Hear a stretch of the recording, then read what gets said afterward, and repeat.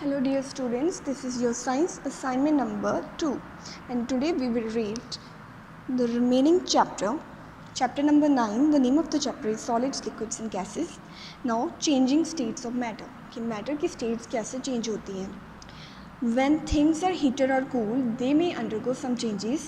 You have already studied that matters exist in 3 different states: solids, liquids and gases.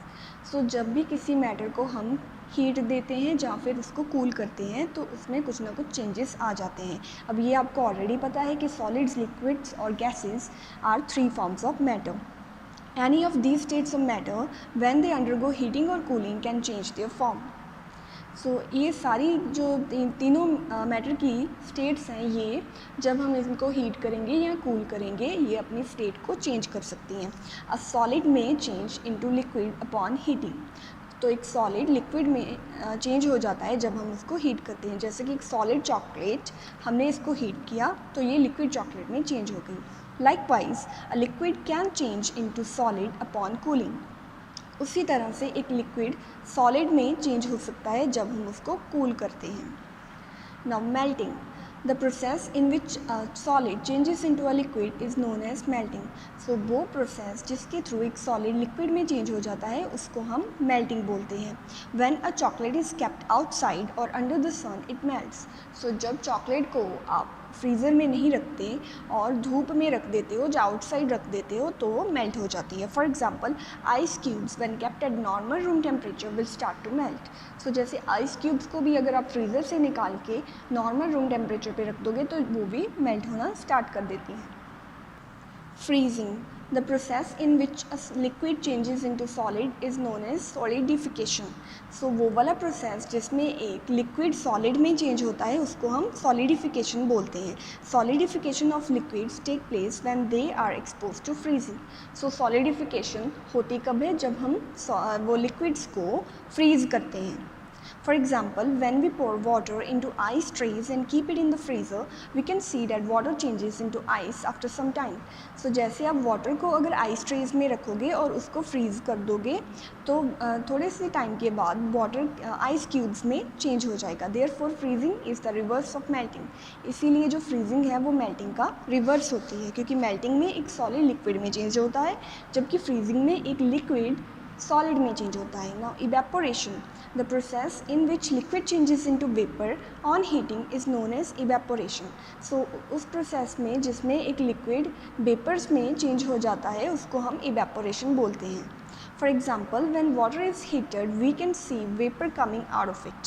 सो जैसे आप water को अगर heat करोगे तो उसमें से वेपर्स बनने शुरू हो जाएंगे. This happens due to evaporation of water. ये होता है क्योंकि वाटर इवेपोरेट होने लग जाता है. ना condensation. The process in which a gas changes into liquid on cooling is known as condensation. So एक प्रोसेस होता है जिसमें एक जो लिक्विड होता है लिक्विड में गैस चेंज हो जाती है. जैसे कि अगर आप वाटर वेपर्स को देखें तो अगर आप वाटर वेपर्स के ऊपर एक ट्रे रख दोगे कि पानी में वेपर्स बन रहे हैं, उसके ऊपर आपने ट्रे रख दी तो थोड़े के टाइम के बाद जब वो कूल डाउन होना स्टार्ट हो जाएगा तो वाटर वेपर्स फिर से वाटर में चेंज हो जाएंगे. उस प्रोसेस को हम कंडेंसेशन बोलते हैं. For example when we keep a plate over a pan of hot water के पैन के ऊपर आप एक प्लेट रख दोगे. We can see the formation of water droplets on the surface of that plate. So उसके जो प्लेट है उसके सरफेस के ऊपर वाटर ड्रॉपलेट्स बनने शुरू हो जाएंगे. उस प्रोसेस को हम बोलते हैं condensation. Now open today's written assignment. We will discuss question answers. Now what is matter? Anything that occupies space and has mass. So कोई भी चीज़ जिसका जो स्पेस को ऑक्यूपाई करती है और जिसका मास होता है वो मैटर है. Name 2 things that are non matter. Non matter चीज़ें कौन कौन सी हैं? Music and shadow. Now define condensation. Condensation क्या होता है? The process by which a gas changes into a liquid on cooling is known as condensation. Define solution. Solution क्या होता है? 2 or more substances mixed together such that they are evenly distributed. So अगर आप 2 या 2 से ज़्यादा substances को एक साथ मिक्स कर दोगे इस तरह से कि वो एक दूसरे में घुल जाएं तो उसको बोलते हैं हम solution. Name any substance that is used as a solute. So solute की तरह हम कौन से substance को यूज़ करते हैं? Sugar और salt are used as solute. Sugar और सॉल्ट को हम सॉल्यूट की तरह यूज़ करते हैं। मतलब अगर हमने एक सॉल्यूशन बनाना है जैसे पानी और शुगर का, तो जो चीज़ थोड़े से अमाउंट में हम यूज़ करेंगे वो सॉल्यूट होगी। मतलब अगर हम 1 चम्मच शुगर को एक पूरे ग्लास भर के पानी में घोलते हैं तो उसमें जो सॉल्यूशन बनेगा उस सॉल्यूशन में शुगर एक सॉल्यूट होगी। So that's all for today dear students.